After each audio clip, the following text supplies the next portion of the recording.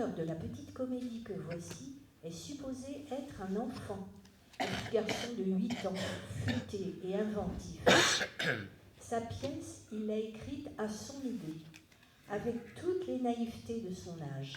Et comme il est despotique avec ses parents, il leur a demandé de la jouer devant lui avec quelques-uns de leurs amis.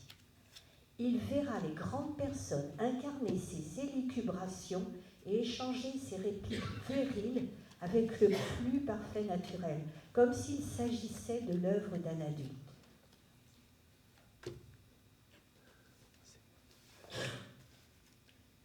Je te laisse. Où vas-tu? Au bureau. Encore?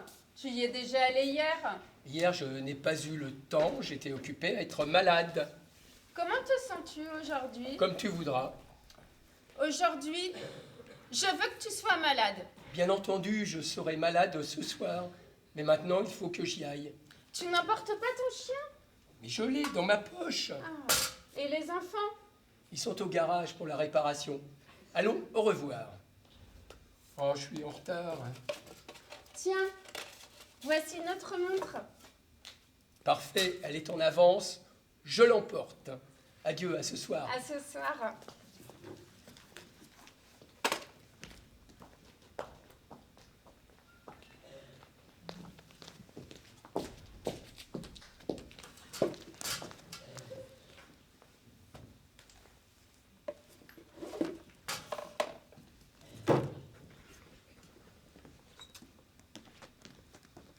Bonjour, madame. Je voudrais un ticket.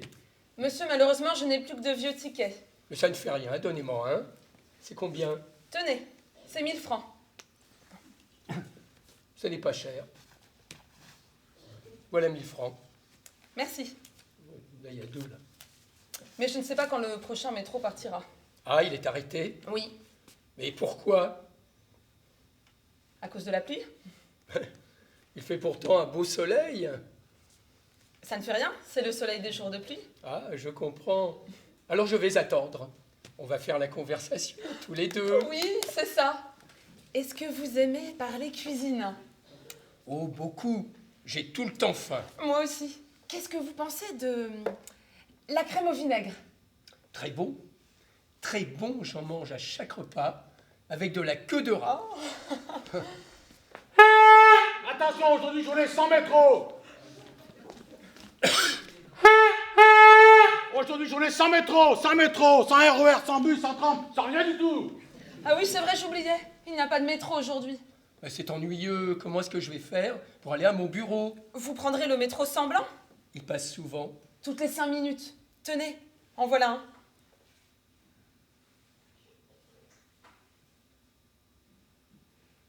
Bon, je le prends, alors à ce soir. À ce soir? Quelle est votre adresse? Je n'en ai pas, mais ça ne fait rien, venez quand même. C'est à gauche. Entendu. Au revoir, monsieur.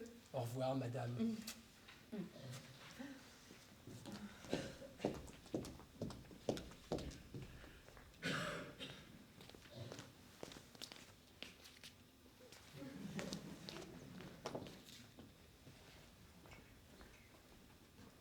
Mon pauvre chéri, je te l'avais bien dit que tu serais malade. Tiens, assieds-toi et prends ce remède.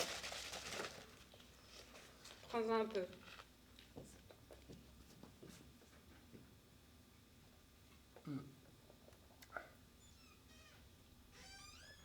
Il est très bon, ton remède. C'est toi qui l'as fait? Oui, avec du vin, du miel, de la laitue cuite et puis du sable aussi, évidemment. C'est tout à fait ce qu'il me fallait. Maintenant, dors. Je reviens dans 5 minutes.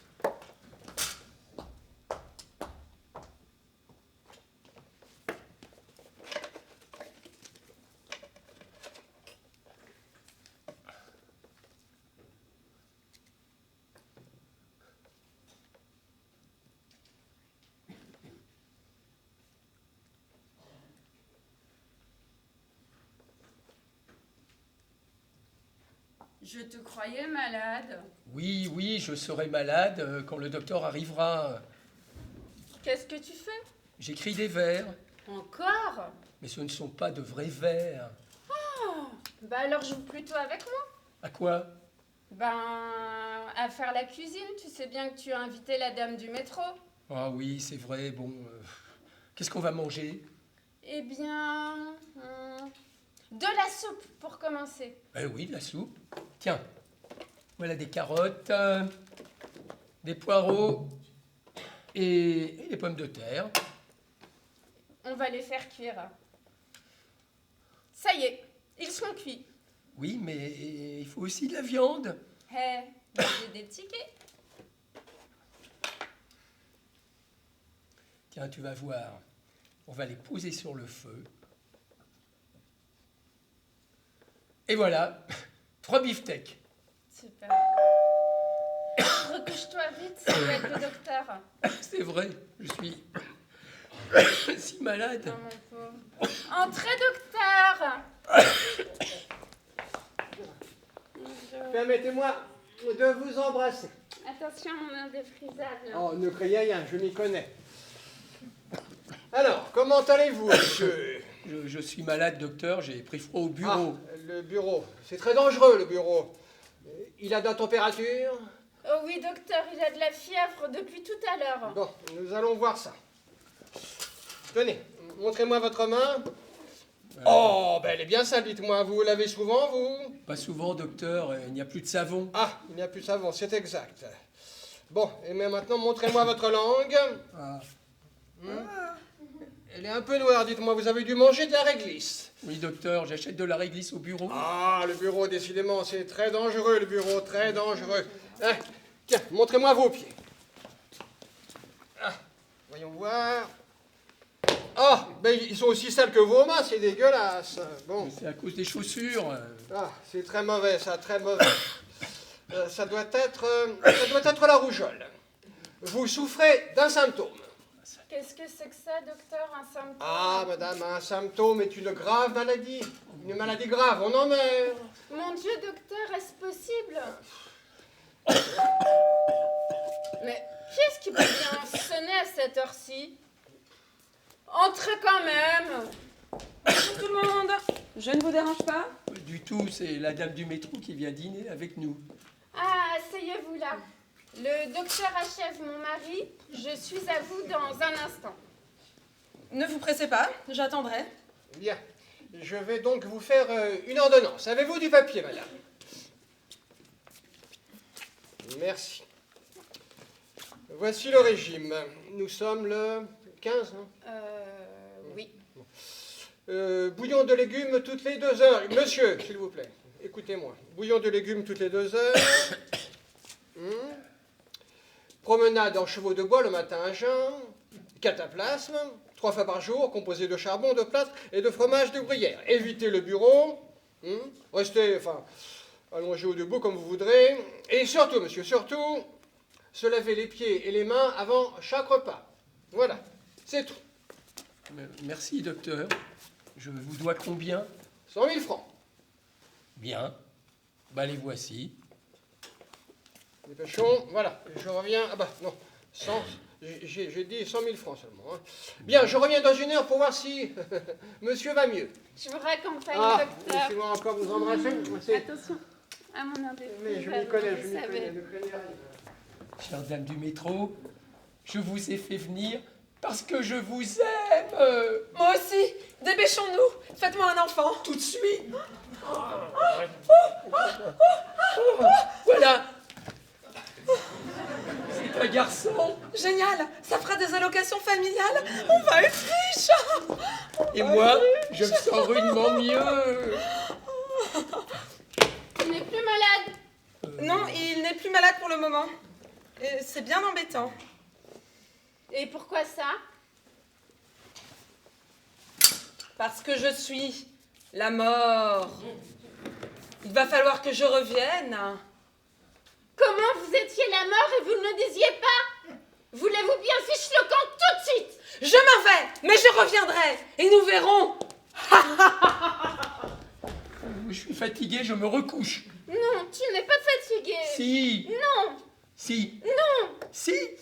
Alors, viens au cinéma avec moi. Ah, bonne idée, où ça? Bah, tu vois que t'es pas fatigué. Et je ne suis pas fatigué pour aller au cinéma. je suis fatigué pour rester ici. Ah, ça doit être le docteur. J'ai une idée. Attends. Oh, permettez-moi de vous embrasser. Ah, bonjour On docteur. ne s'en lasse pas. Attention. Alors, comment va mon malade? Très mal, docteur, j'ai les pieds de plus en plus sales. Ah, c'est grave, ça, très très grave. On en meurt. Oh, Docteur, je crois que mon pauvre mari va mourir. Ah, bah oui. Docteur, mon pauvre mari aimerait vous demander quelque chose avant de mourir. Demandez, quoi donc, madame? Il voudrait jouer au médecin. Ah bah rien de plus facile, je vais lui apprendre. Bon, bah alors lève-toi, mon mari. non, mais je suis très fatigué, je peux pas, j'arrive pas. Allez, fais un effort. Comme ça, le docteur va pouvoir Ah oui. prendre ta place pour te donner ta leçon de médecin. Ah, voilà, absolument. Donne-lui la couverture, Ah oui, qu'il soit malade. ça fait plus sérieux quand même. Bah. Bien, ah, c'est tendance à moi qui ne suis jamais malade, enfin, commençons. Monsieur, oui, prenez-moi la main. Et qu'est-ce que je dois faire? Dites 1, 2, 3, 4, 5. 1, 2, 3, 4, 5, 6, 7, 8, 9, 10. Ah, c'est merveilleux, ça, vous savez compter jusqu'à 10. Vous ferez un excellent médecin, monsieur. Et maintenant, regardez ma langue. Oh, je vois une petite bête sur le bout de votre langue. Bien sûr. Oui. Mademoiselle, je vais faire l'opération. Donnez-moi une pince à sucre. Tenez, docteur. Oh là là. Merci. Ah, entrez, on vous attendait. Ah, je savais bien qu'il n'en avait plus pour très longtemps. Je viens de chercher pour l'emmener au cimetière, puisque je suis la mort. Vous me rendrez un sacré service. C'était un vilain mari. Il faisait des enfants à toutes les femmes. Je le sais bien, il m'en a fait un tout à l'heure. Ah, non, non. Allons, au cimetière. Mais je ne suis pas le malade, je suis le médecin, voyons. Ça ne fait rien, vous êtes mort et on va vous enterrer. Oh. Moi, pourvu que j'emporte quelqu'un, ça m'est égal. Allez, au revoir. Au revoir. Tant pis pour le docteur. Bon débarras. Et toi qui voulais que je sois médecin, tu vois comme c'est dangereux? Je viens de te sauver la vie et c'est comme ça que tu me remercies. Ah, nous deux, mon petit bonhomme. Tu vas descendre la boîte à ordures, tu prépareras le poulet, moi je mangerai le dîner, et toi, tu seras privé de dessert.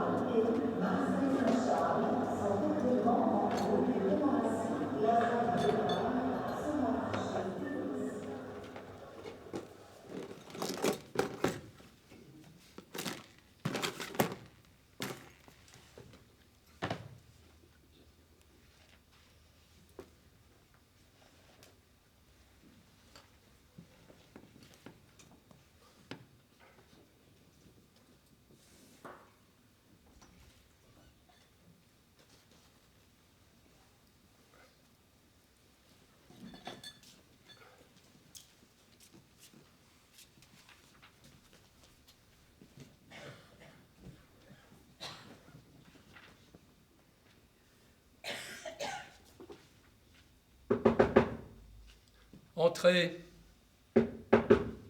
Entrez.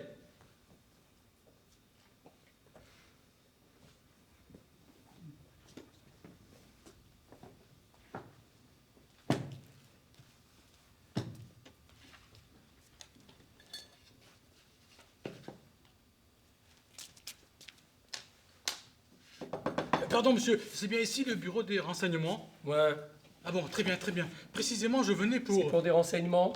Oui, précisément. Précisément, je venais pour... Alors attendez. Pardon, attendre quoi? Bah, attendez votre tour, attendez qu'on vous appelle. Eh, mais je suis seul. C'est faux, nous sommes deux. Tenez, voici votre numéro d'appel. Numéro 3640.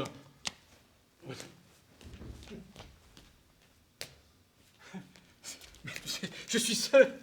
Vous vous figurez que vous êtes le seul client de la journée, non? Allez vous asseoir et attendez que je vous appelle.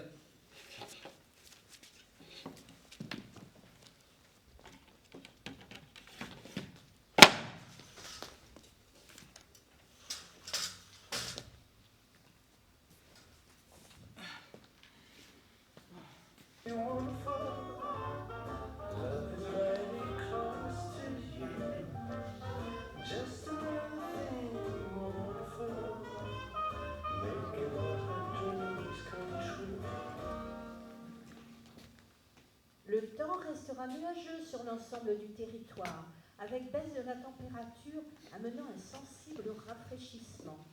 Quelques ondées intermittentes dans les régions pluvieuses, des tempêtes de neige sur les hautes montagnes. Le beau temps persistera dans les secteurs ensoleillés. Vous venez d'entendre le bulletin météorologique.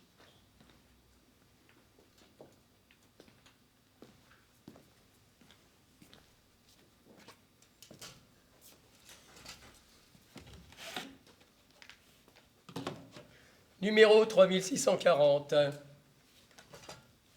J'ai dit numéro 3640.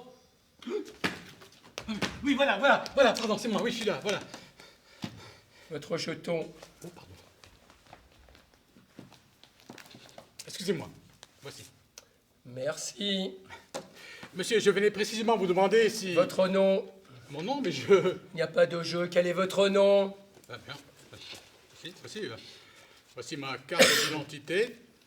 Je ne vous demande pas votre carte d'identité, je vous demande votre nom. Ah, ben alors, pas de nom.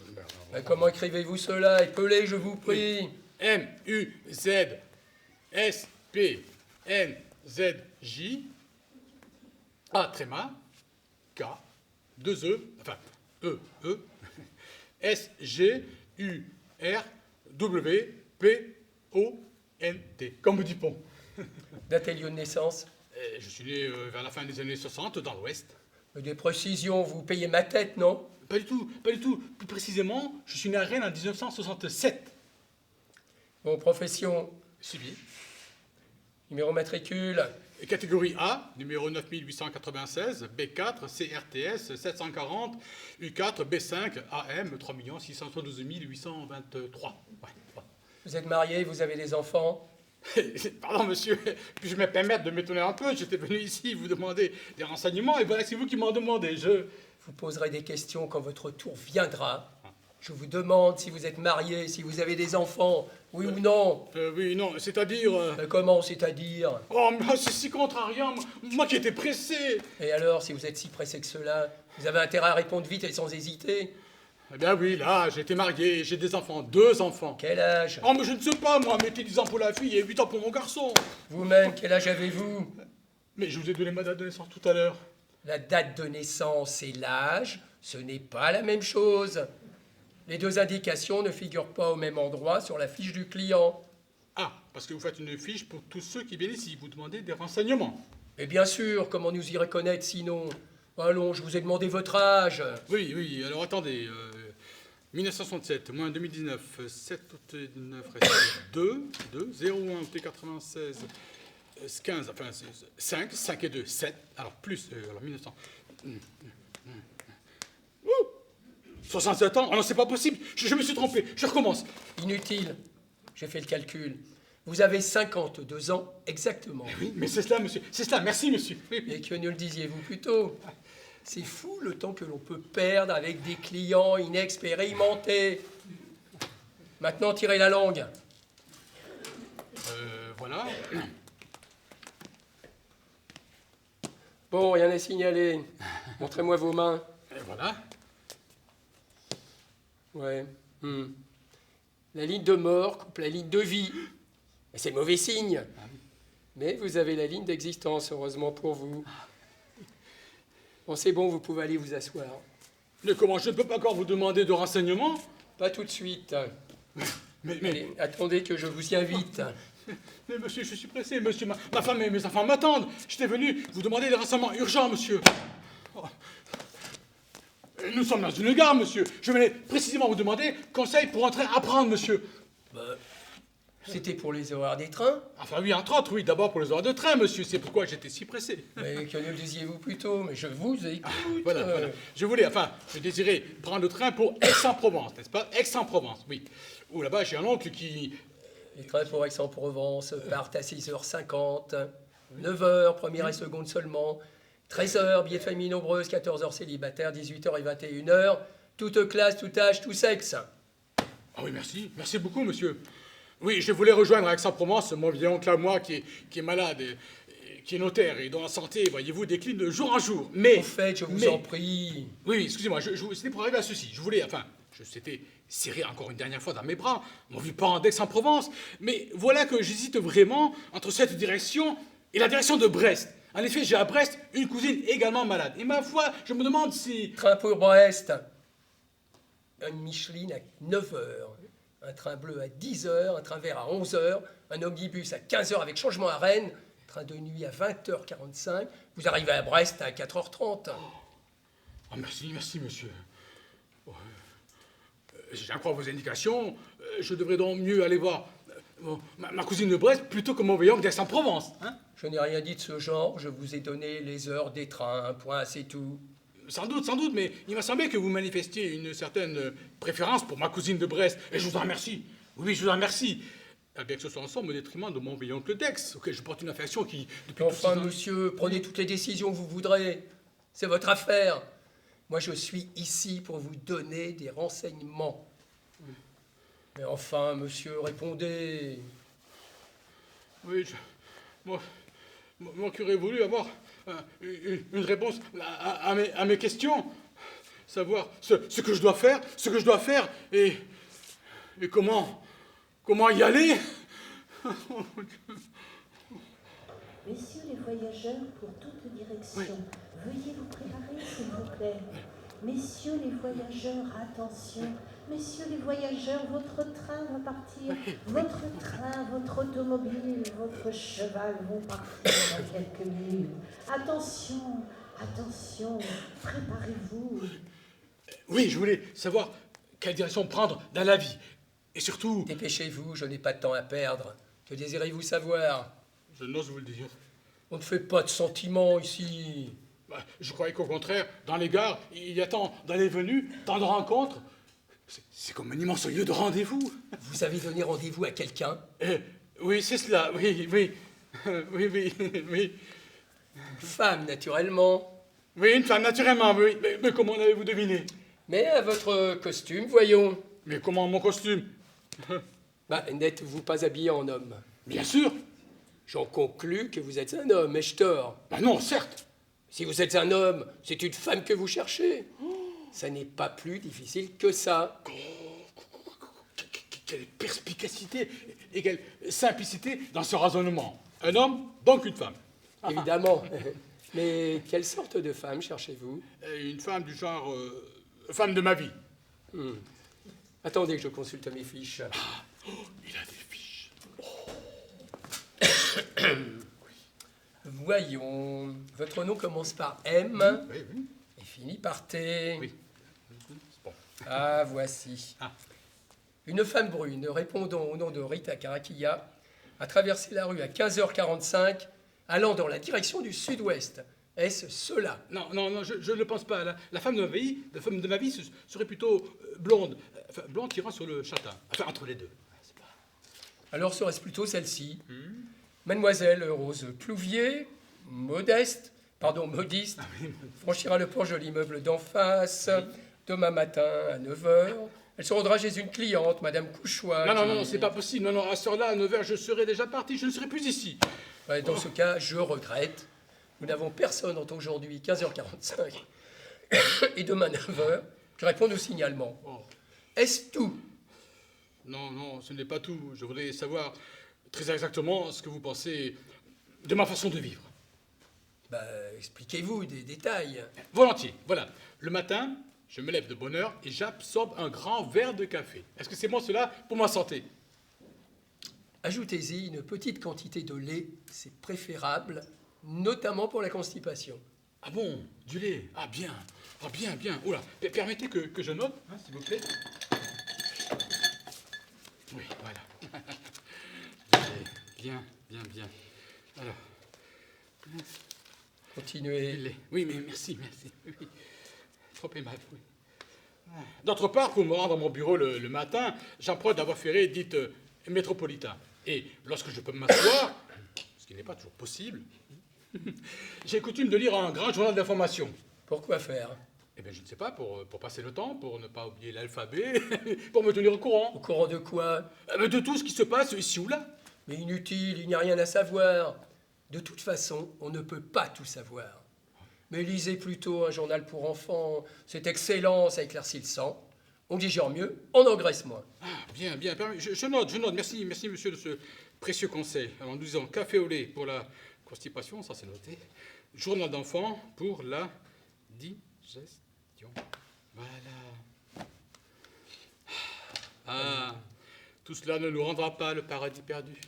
Et lisez Milton, ou la 3e partie de la Divine Comédie. Ah, mais je les lis, monsieur, je les lis. Ces livres sont admirables, mais les immenses étendues qu'ils offrent à notre imagination, je ne les ai pas encore rencontrés entre la place de la Contrescarpe où j'habite et le boulevard Sébastopol où se trouve le lieu de mon travail. Prenez un autre chemin. Oh, mais j'ai essayé, monsieur, j'ai essayé, croyez-le bien, mais ça n'a pas changé. Ça n'a pas changé, toujours pareil. Plus je prends le métro, plus je constate que le paradis s'éloigne de moi. Avez-vous essayé du désespoir? Du quoi? Du désespoir métaphysique. Oui, enfin, de l'angoisse du désespoir, ou encore de la fréquentation de votre inconscient, de l'homme souterrain. Ah, ben je ne le connais que trop, l'homme souterrain. Il est particulièrement abondant sur la ligne Ivry-Port de la Chapelle. Eh bien, justement, n'avez-vous pas éprouvé une sorte de soulagement moral en constatant combien les philosophies crépusculaires et les théories de l'angoisse et du désespoir étaient, identiques à votre sort? Il y a là une sorte d'harmonie, de convenance esthétique, mais qui devrait vous réjouir, non? Dites plutôt que la parodie de l'enfer me ramène à mon enfer. La peinture de l'enfer me ramène à mon enfer quotidien, de sorte que je m'y enfonce un peu plus chaque jour. Ah oui, monsieur, comme je le disais encore hier à mon chef du bureau, monsieur Claquedent, Théophile Gautier a écrit si les oiseaux avaient des ailes, je m'envolerais avec elles. Ou quelque chose d'approchant. Mais permettez, ils en ont des ailes, les oiseaux. Oh, c'est vrai, mais alors que faire? Et consacrez-vous à une grande tâche. Soyez chef d'industrie, conquérant, homme d'État. Vous verrez, vous sentirez une sorte d'amélioration. Oh, ben, j'y ai souvent songé, mais le moyen, ce n'est pas si facile. Oh, avec l'habitude. Tenez, regardez-moi. Ne suis-je pas arrivé à une haute situation? Ah, oui, ça c'est vrai, oui. Mais moi, je n'ai pas votre assurance, votre autorité. Non, voyez-vous, moi, j'étais plutôt fait pour le rêve. Mais alors rêvez. Mais je rêve chaque fois que je le peux, bien sûr, surtout éveillé, bien entendu. Car lorsque je dors, eh bien, rien, un trou noir. Je rêve donc le jour, dans la rue, au bureau, au restaurant. Cela m'aide à vivre. Malheureusement, mes rêves sont flous. Oui, il manque de netteté. Je voudrais leur donner un peu plus de corps, un peu plus de coloris. Vous avez tort. À votre place, au point où vous en êtes, je franchirai d'un bond le fossé qui me sépare de la vie éternelle. Mais qu'appelez-vous la vie éternelle? J'appelle ainsi le fait de vivre en esprit, et par l'esprit, et de tenir pour néant les accidents de la vie et les contingences de la réalité. Vous me suivez? Je vous suis, monsieur, je vous suis. Je vous suivrai ainsi jusqu'au bout du monde. Oui. Je vous emmène plus loin que Oui. le bout du monde. Oui. Plus loin que le bout du monde. Oui. Oui. Là où les êtres ne sont plus que des essences, là où les formes ne sont plus que des idées, là où règne une immobile clarté en équilibre entre un avenir déjà révolu et un passé qui devient. Je vois qu'il n'y a plus d'étoiles, Il n'y a même plus d'étoiles.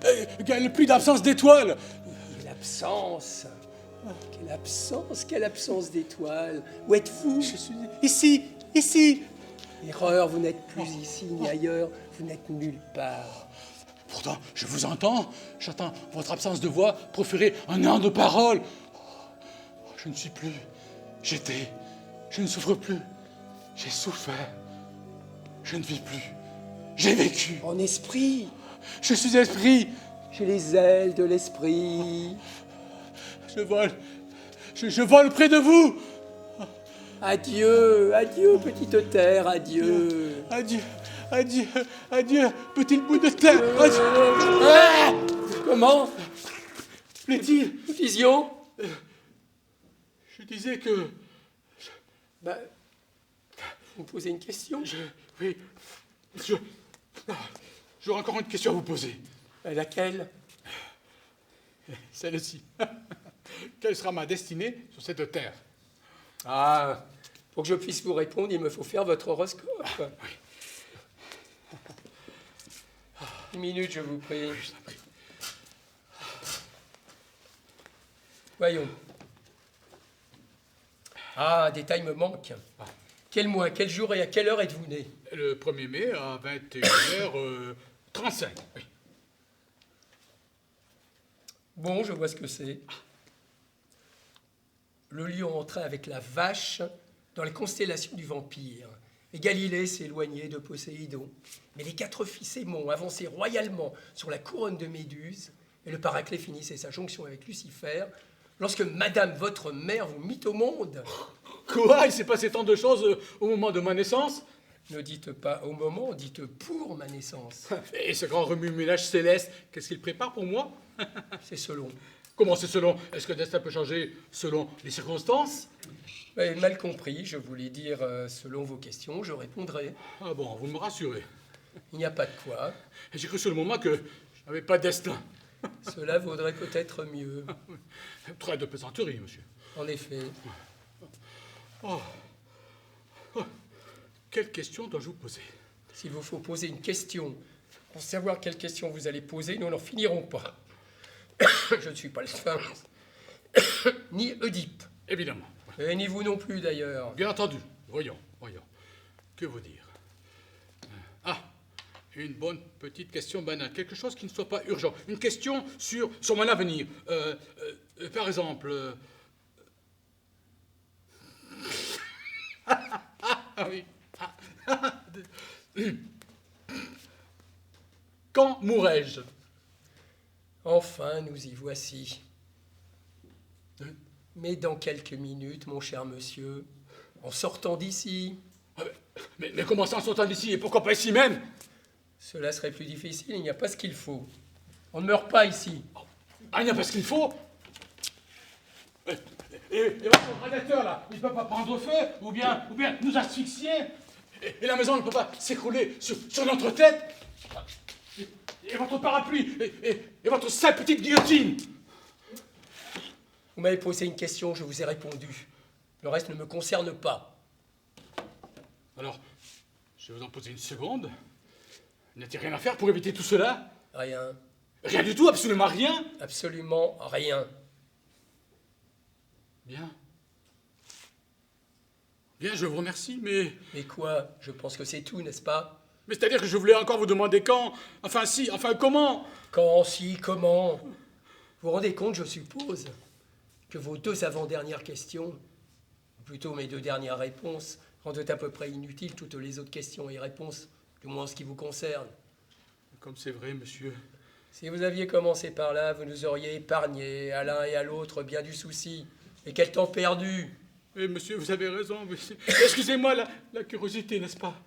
Oh, c'est bon, mais n'y revenez plus, hein. Hélas. Tous les renseignements que vous demandiez, je vous les ai donnés. C'est exact, monsieur. Je vous remercie, monsieur. Ne me remerciez pas, j'ai fait mon métier. Oh, ça c'est vrai, vous êtes un employé modèle. Je ne cherche qu'une chose, satisfaire la clientèle. Merci. Merci, monsieur. Du fond du cœur.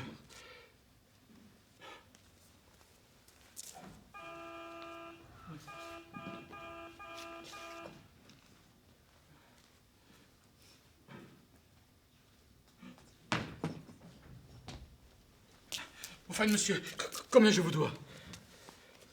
Ne vous inquiétez pas, vos héritiers recevront la petite note. Merci. Merci, monsieur. Merci.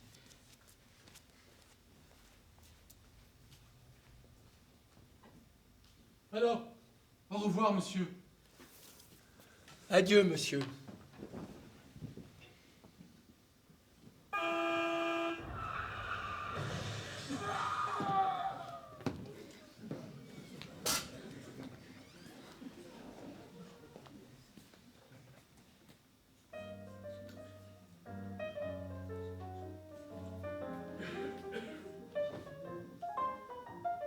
When somebody thinks you're wonderful, what a difference in your day.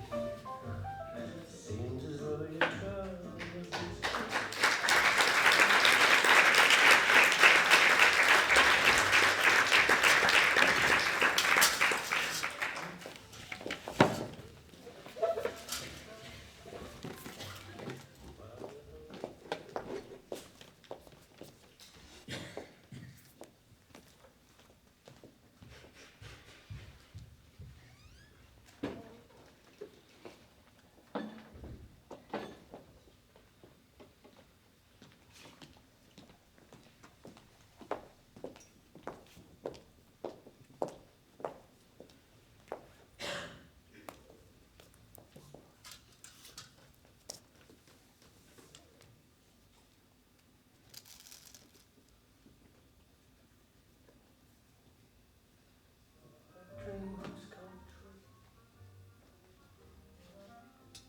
Vers l'année 1900, une curieuse épidémie s'abattit sur la population.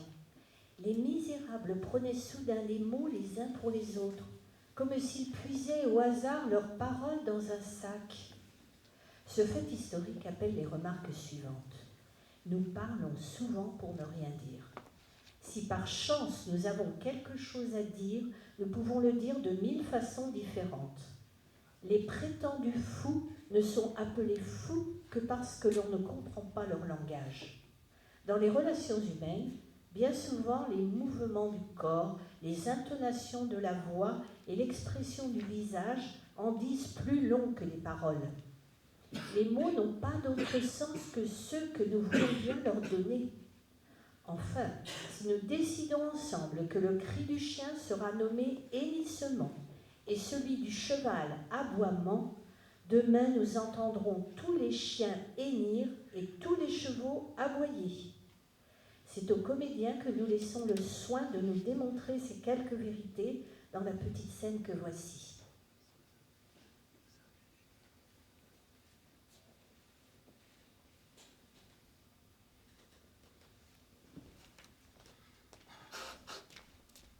Madame, la poterne vient d'élimer le fourrage. C'est trop, Maki. Sourcille bien. Eh bien, Maki, pourquoi serpez-vous là? Madame. Vous pouvez vidanger. Oh oui, mais madame, c'est pas trop, il y a que. Quoi, il y a que. Il y a que, je n'ai plus de pull vert pour la crécelle. Gloussez. Voici 5 Gaulois. Lopé chez le petit soutier d'en face. C'est le moins foreur du panier. Madame, c'est pas trop, il y a que. Quoi? Il y a que. Il y a que, madame, je n'ai plus de gravat pour mes haridelles, plus de stuc pour le bafouillis de ce soir, plus d'entre-gens pour friser les mouches, plus rien dans le parloir, plus rien pour émonder, plus rien. Et moi non plus, il m'a ratissé rien dans ma limande. Ah là là là, quand nous mariner, mon pieu. Bonne qui, bon beurre. J'arrime le compte d'un croissant à l'autre. Il me doit plus de 500 crocus. Tant fieux s'y croque à la godille, mais tant fris s'y manque se piquer. Et moi qui n'ai plus ni croque ni gel pour la meunière, plus d'arpège pour les... Salsifie, je vous le plie et le replie. Le comte me doit des lions d'or. Pas plus l'art que demain, nous fourrons dans les grands argousins. Vous aurez tout ce qu'il clôt. Maintenant, retournez à la basoche. Laissez-moi saoul. Laissez-moi filer ce dormant. Allez, croupissez, croupissez.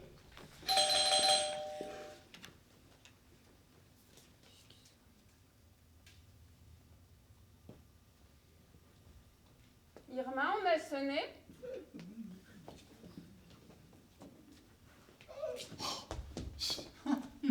Madame, c'est madame de Perlumineuse.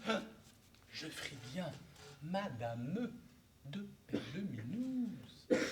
Ah, quelle grappe! Faites-la vite grossir. Madame la comtesse de Perlumineuse. Oh.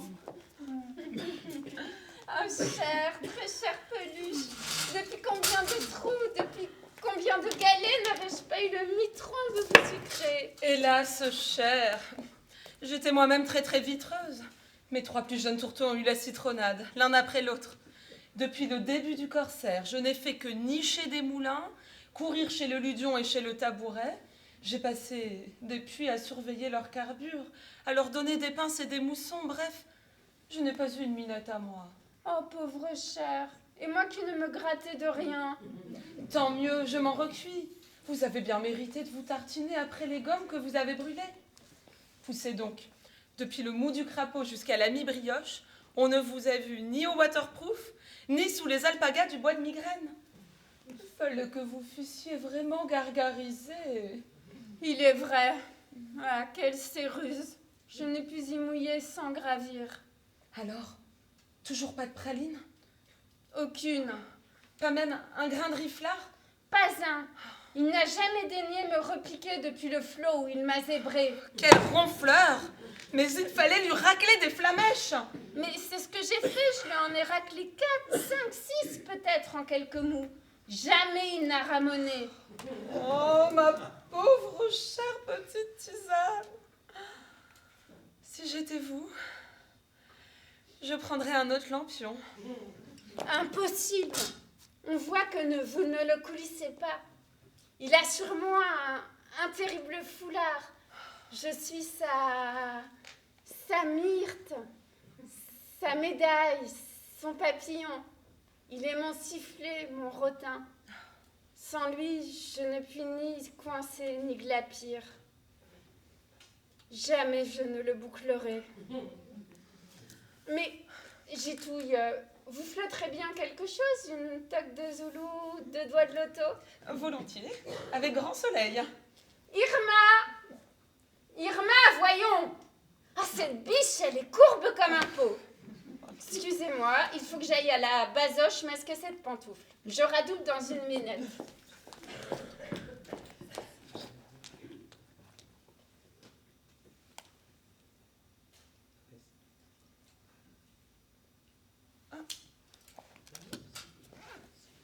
Tiens. Un grand crocodile de concert.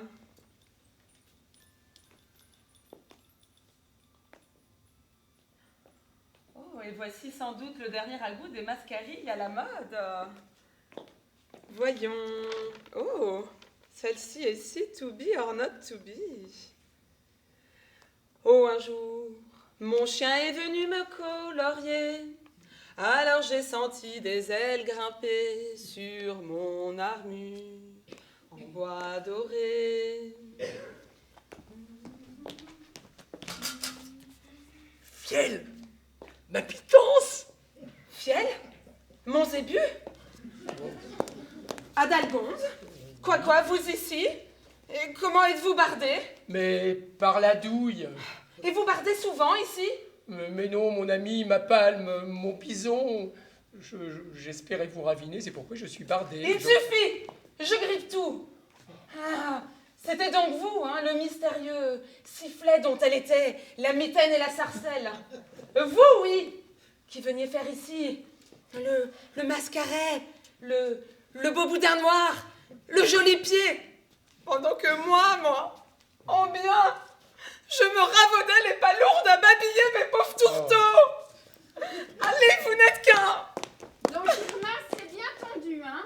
2 sweaters au limon, des sweaters très glabres, avec du flou, une touque de ramier sur du pacha et des petites glottes de sparadrap loties au frein. Ciel, mon lampion! Comment vous ici, cher comte? Vous venez renflouer votre pitance? Quelle bonne tulipe! Mais comment donc êtes-vous bardé? Eh bien oui, je bredouillais dans les garages après ma séance au sleeping. Je me suis dit, Irène est sûrement chez sa farine, je vais les susurrer toutes les deux. Posez donc votre candidature là. Et prenez ce galopin. Vous devez être caribou. Oh, vraiment caribou. Le saut piqué s'est prolongé fort dur. On a frétillé, rançonné, re-rançonné, refrétillé, câliné des boulettes à plein flocon. Je me demande où nous cuivrera tout ce potage. Cher, mon zébu semble tellement assez planche dans votre charmant tortillon que l'on croirait... Oserais-je le moudre? Allez-y, je vous en mouche. Eh bien oui, l'on croirait qu'il vient ici souvent ronger ses grenouilles. Il barre de là, tout droit, le sous-pied sous l'oreille, comme s'il était dans son propre Finistère. Oh, quelle crémone! Vous avez le pot pour frire! Mais voyons, le comte est si glaïeul, si ever-sharp, si chamarré de l'édredon, que jamais il ne se contenterait de ma petite bouilloire, ni de ce modeste miroton. Ce miroton est un bavoir qui sera pour moi toujours plein de punaises, cher ami. Baste! Mais le comte a bien d'autres bouteilles à son râtelier, n'est-ce pas, cher comte? Mais que voulez-vous frire? Comment? N'est-il pas vrai que l'on vous voit souvent avec la générale Mitropoulos et que vous cerclez fort son pourpoint en vrai palmier du Moyen-Âge? Mais nul sous-pierre, pas le moindre poteau dans ce coquetier, je vous assure. Ouais, et la peluche de Madame Verjus? Est-ce qu'elle n'est pas toujours pendue à vos cloches? Mais sirotez. Tiens, je vois que vous brassez mon zébu mieux que moi-même. Bravo! Et si j'ajoutais mon bras de mie à ce toucan? Ha ha, mon cher, tel qui roulera dit, pervenche pèlera. Ne dois-je pas ajouter que l'on vous rencontre souvent, le sabre glissé dans les chambranles de la grande Fédora? Ah ça, vous aussi, ma cocarde? Il n'y a pas de cocarde. Allez, on sait que vous paumez avec Lady Bretzel. Oh! Comment? Avec cette grande corniche? Mais ne serait-ce pas plutôt avec la baronne de Marmite? Comment? Avec cette petite bobèche? À votre place, monsieur, je préférais la vieille popote qui fait le lutin près du Pont-Bœuf. Mais c'est une transpiration, une vraie transpiration. Monsieur, vous n'êtes qu'un sautoir, Un ifre, un serpelet, un iodure, un baldaquin, un panier plein de mythes, un ramasseur de quilles. un fourreur de pompons. Allez, repiquez vos limandes et vos citronnelles. Allez jouer des escarpins sur leur mandibule. C'est bon, je croupis, je vous présente mes garnitures. Je ne voudrais pas vous arrimer. Je me débouche, je me lappe. Madame, chère cheminée, ma douce pater, adieu et à ce soir.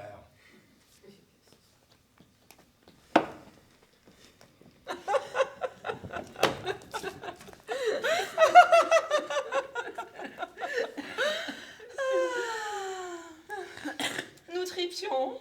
Mais nous allions tortiller. Tenez, voici justement Irma. Un peu de footing? Vol au vent. 2 doigts de potence? Je vous en mouche. 1 ou 2 marteaux? Un seul, s'il vous plaît.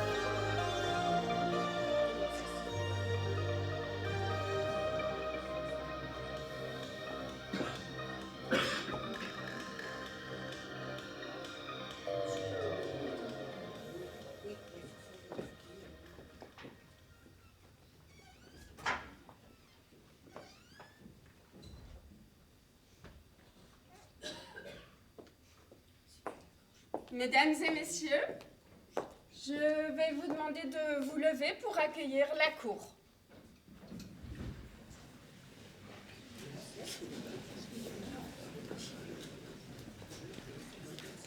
Asseyez-vous.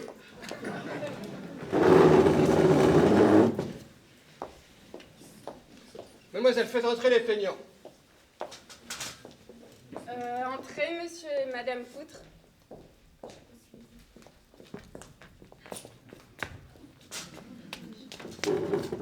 Asseyez-vous en silence.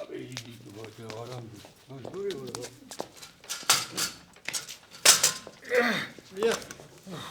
Commençons. Madame... Poutre. Madame Poutre. Ah oui, Madame Poutre. Madame Poutre, c'est cela. C'est vous que je vais interroger en premier. Eh ben tant mieux. Pourquoi tant mieux? Parce que mon mari, il sait jamais rien. Nous verrons, nous verrons. Madame Poutre, Adélaïde, oui, Adélaïde, c'est joli, ça, enfin bon. Née Soliveau, née le 19 septembre de l'année, mariée à Jean-Joseph Poutre, son époux, dont elle est l'époux. Madame Poutre, je vais vous demander de vous souvenir, aussi exactement que possible, quand vous avez fait sa connaissance, quand vous l'avez vu pour la première fois. Qui ça? Mon mari? Mais non, voyons, celui qui, enfin vous me comprenez, celui dont il s'agit, celui qui a motivé votre présence ici. Ben oui, tu sais bien, nous sommes là pour ça. Nous sommes là pour témoigner en sa faveur. Ou contre lui, c'est selon. Nous verrons, nous verrons. Oui, pour témoigner contre lui en sa faveur. Oh je sais. T'as pas besoin de me le dire. Je suis pas plus bête qu'une autre, va. Je sais ce que parler veut dire. Bon, alors Madame Poutre, je répète ma question. Quand l'avez-vous vu pour la première fois? Quand je l'ai vu pour la première fois? C'était il y a 10 ans environ. Il y a 10 ans. Ben, ça date pas d'hier, ça fait un bail. Bien, Madame Poutre, pouviez-vous vous douter de quelque chose à ce moment-là? Ça non. Je me doutais de rien du tout. Ah, bien. Comment cela s'est-il passé la première fois? Et ben voilà. J'étais dans la cuisine à ramasser des pommes de pin pour la soupe. On était en décembre. Alors, il faisait une chaleur lourde. Vous savez, comme quand c'est qu'on chauffe beaucoup pour lutter contre le froid. Mon mari ici présent était absent, comme toujours. C'est pourquoi qu'il peut en témoigner devant vous. Et tout par un coup, voilà qu'il est rentré. Par où? Par la fenêtre. Il a fait le tour de la pièce. Il s'est posé tantôt sur une casserole de cuivre, tantôt sur une carafe. Et puis, il est parti tout comme il était venu. Sans rien dire. Sans rien dire. Nous notons. Bien. C'est bizarre ça quand même. Bon, l'avez-vous revu souvent depuis? Bien sûr. Même qu'il a fini par s'installer tout à fait. Notez qu'on ne le voyait jamais que pendant le jour. Le soir, plus personne. Bien. Étiez-vous chargé de le nourrir? Qui ça? Monsieur le proviseur te demande s'il était nourri. S'il était nourri par toi, par nous. Mais enfin, ne fais pas t'abuter, puisqu'on l'avait recueilli, tu sais bien qu'on était tenu de le nourrir. Docteur, pardon, colonel, c'était bien plutôt lui qui nous nourrissait, qui nous réchauffait en tout cas. Qui vous réchauffait? Comment cela? Pardi, c'est-il pas toujours comme ça?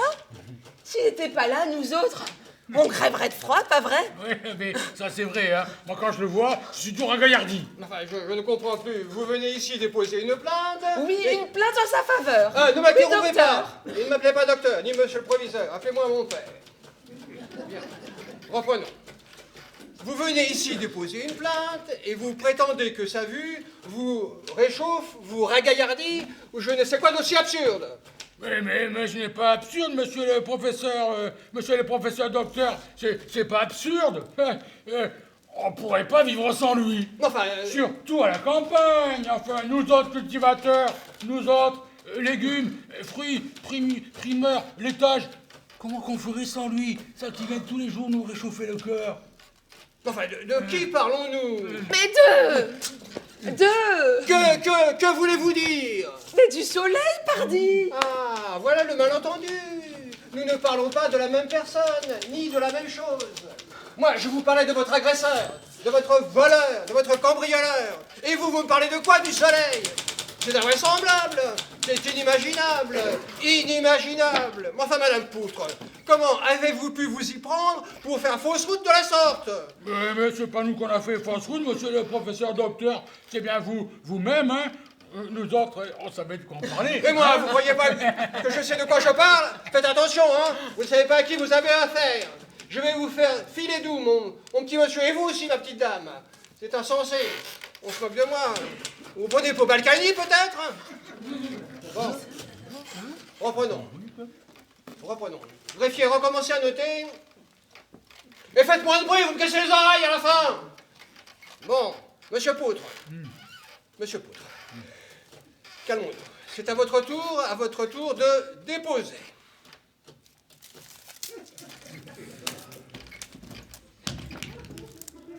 Déposer quoi?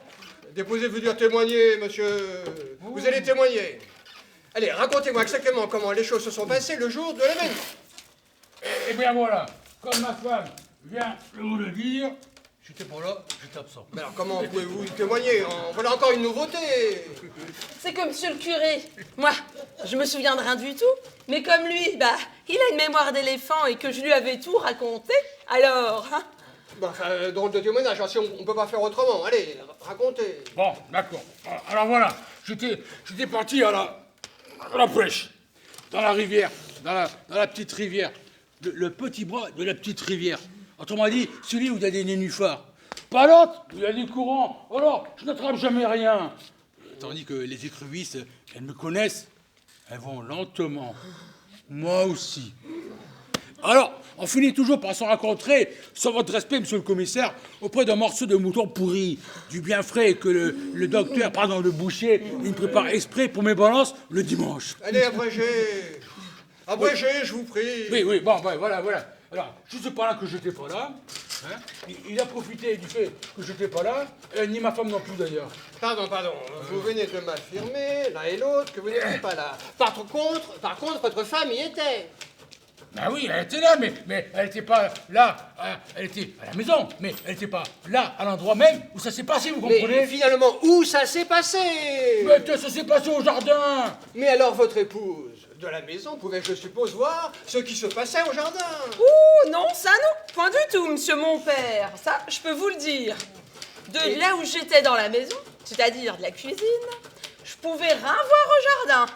Et pourquoi donc, madame?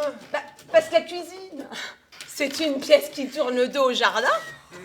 Mais alors comment pouvez-vous raconter quoi que ce soit au témoin, enfin? Ah, c'est que voyez-vous, bah, je lui ai raconté les effets. Quels effets? Bah, les effets de ce qui s'est passé. Bon, allez, racontez. Ah non, c'est pas à moi raconter. Et pourquoi, je vous prie? C'est pas à moi raconter, puisque je vous dis que j'ai rien vu. Mais alors comment faire, puisque votre époux de son côté n'était pas là? Oh bah, j'en sais rien, ça fait rien. C'est lui qui raconte, il raconte mieux que moi. Il a plus de mémoire ou d'imagination, je sais pas moi. Bon, alors, monsieur Poutre, veuillez me raconter à moi, qui n'était pas là, l'événement qui s'est passé en votre absence et qui a été rapporté par votre épouse, bien qu'elle n'y ait pas assisté non plus. Oui, alors, comme je vous disais, j'étais parti à la pêche.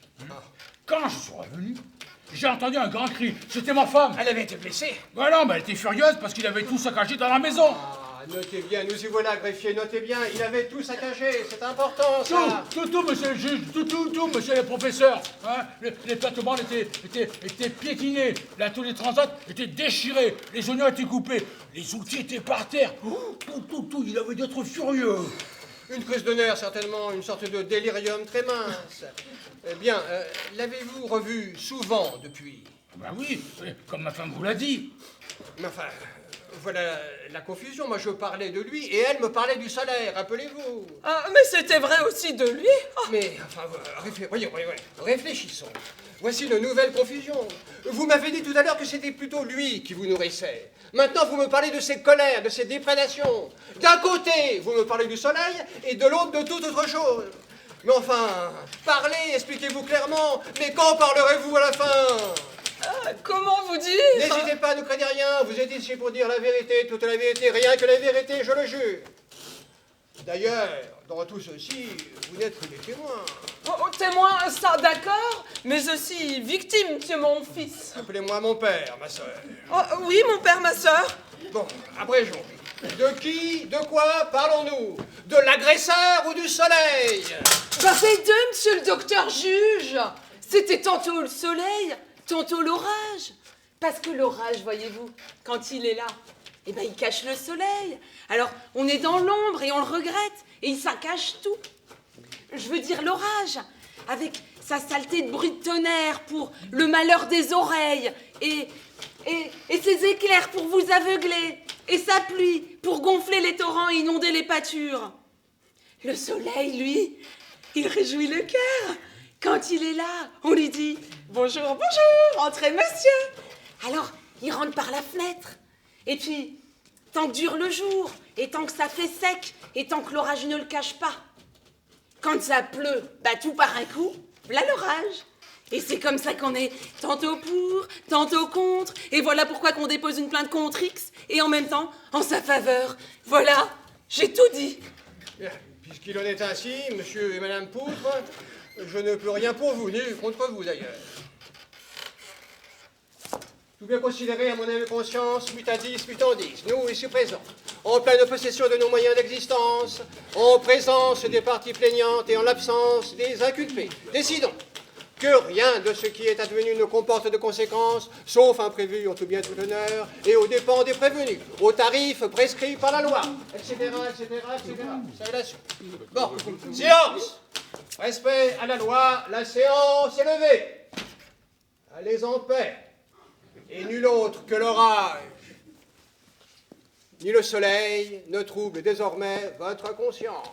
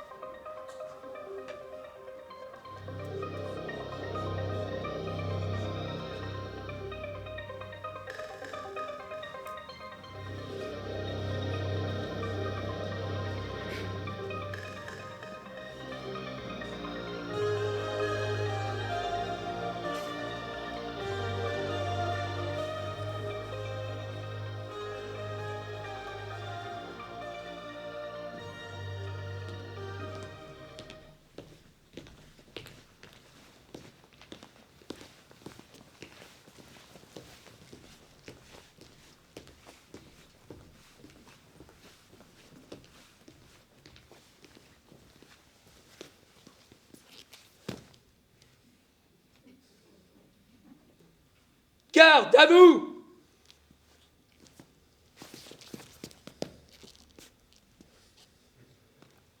Sergent, j'y vois rien à cause de ces satanés projecteurs. Ils sont au garde à vous? J'ai pas l'impression, mon adjudant, ils sont assis dans leur fauteuil. Bon, ça ne fait rien. Repos!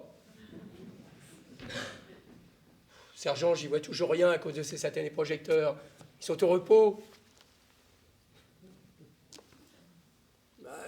J'ai pas l'impression, mon adjudant, ils sont toujours assis dans leur fauteuil. Vous me direz, ça fait pas grande différence. Bon, passons sur le protocole. Je dois leur dire 2 mots. Soldats, soldats, l'adjudant ici présent va vous dire 2 mots. Alors, silence dans les rangs. Là, on peut dire dans les rangées, Silence dans les rangées. même dans les travées. Silence sans entraver. Voilà, j'ai des instructions à vous transmettre. Bon, alors on la ferme, car les instructions, c'est instructif, et les transmissions, c'est transmissible. Oui, bon, ça va bien, sergent. Impeccable, maintenant. mon adjudant, merci de prendre soin de ma santé, mon adjudant. Heureux de servir sous vos ordres, mon adjudant. Et vous, si je peux me permettre, mon adjudant. Non, je voulais dire... Silence dans les entravées. On écoute ce que l'adjudant voulait dire. Mais pas à eux, à vous, sergent. Silence, les paras. Eux, c'est des braves. Les paras, c'est des vrais durs, quoi. Bon, je ne vois plus qu'une solution, excusez-moi. Garde à vous, sergent. Et maintenant, sergent, voici mes instructions. Pour vous, sergent, pour vous. Fermez votre grande gueule. Compris? Bien. Désolé, mais si on veut y arriver. Alors voilà. Les consignes que je voulais vous transmettre sont les suivantes. Le théâtre dans lequel vous avez pris place est désormais dans la zone de tir. Ça vous fait rire. En conséquence, le haut commandement a décidé l'évacuation immédiate. Donc, dispersion dans l'ordre. Vous repérez la lettre de votre travée et vous vous dirigez, une fois sorti, vers les camions correspondant aux lettres précédemment évoquées. C'est simple. Rangée A, camion. Bien. Rangée B, camion. Bon, et ainsi de suite. Les spectateurs ayant des invitations disposent de véhicules blindés avec chauffeur. Les autres se démerdent pour monter sur les plateformes des camions bâchés. Pour ceux qui ont des demi-tarifs ou des places collectivités, ils feront la route à pied. Exécution! Sergent. Sergent. Ah ouais, c'est vrai. Qu'est-ce qui peut être con tout de même? Repos, sergent! Sergent, je viens de donner l'ordre d'exécution et il me semble que la salle ne réagit pas. Confirmez, mon adjudant. Confirmez quoi, sergent? Confirmation qu'il n'y a pas d'évacuation dans la salle, mon adjudant. Et alors? Faites quelque chose, mon vieux, bougez-vous les fesses.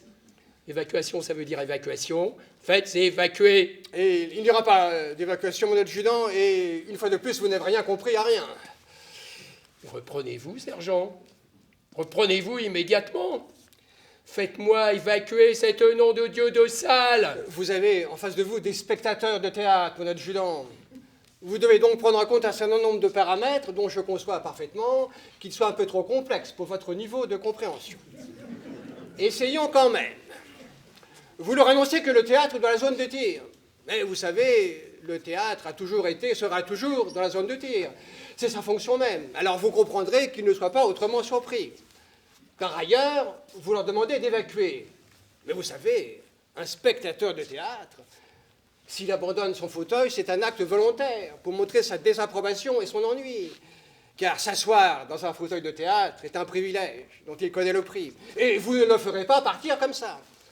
Enfin, et surtout, un spectateur de théâtre est curieux par essence. Et évacuer ne correspond pas à sa mentalité. Voilà. Mais qu'est-ce que l'essence vient foutre là-dedans? Le capitaine ne m'avait pas dit qu'il y avait des problèmes de ravitaillement. Bon, d'accord. Adjudant, garde à vous, fixe. Demi-tour, droite. Direction, les coulisses. En avant, marche. 1, 2, 1, 2, 1, 2. Le théâtre est dans la zone de tir, bien sûr. Face aux balles, aux bombes, à la bêtise, au racisme, à l'hypocrisie. Il restera toujours une formidable école de résistance et de démocratie. Sans oublier le rire, la poésie, la tendresse. Le théâtre est dans la zone de tir et il faudrait l'évacuer. Allons donc. Solides dans nos rangées, ancrés dans nos travées, nous resterons là, fidèles au poste. Garde à vous. Repos.